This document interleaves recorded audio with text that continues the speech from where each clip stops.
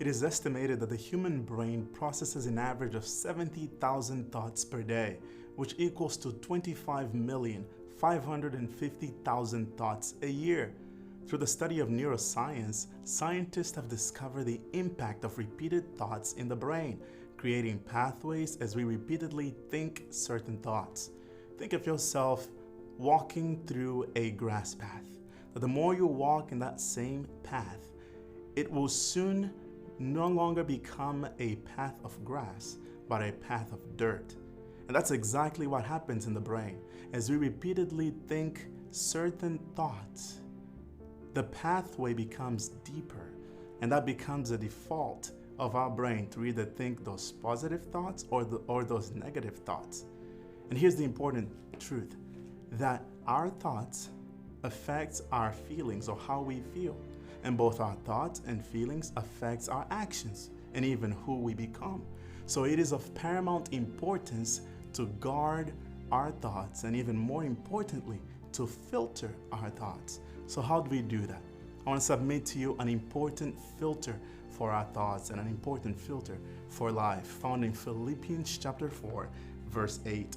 Philippians 4, verse 8. Finally, brethren, whatsoever things are true, whatsoever things are noble, whatsoever things are just, whatsoever things are pure, whatsoever things are lovely, whatsoever things are of good report, if there is any virtue, if there is anything praiseworthy, meditate on these things or think on these things.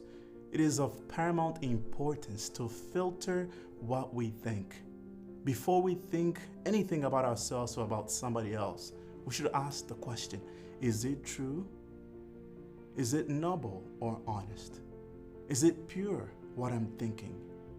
Is it lovely what I'm thinking about somebody else or about myself? The implication here is, if it is not, don't think on those things, because they are going to make a pathway in your brain which will create a default of you thinking those negative, not loving, not true, not pure, not honest thoughts. But if they are true, if they are honest, just, pure, lovely, and of good report, and they have virtue, then the implication is that we should think on those things. Why is it?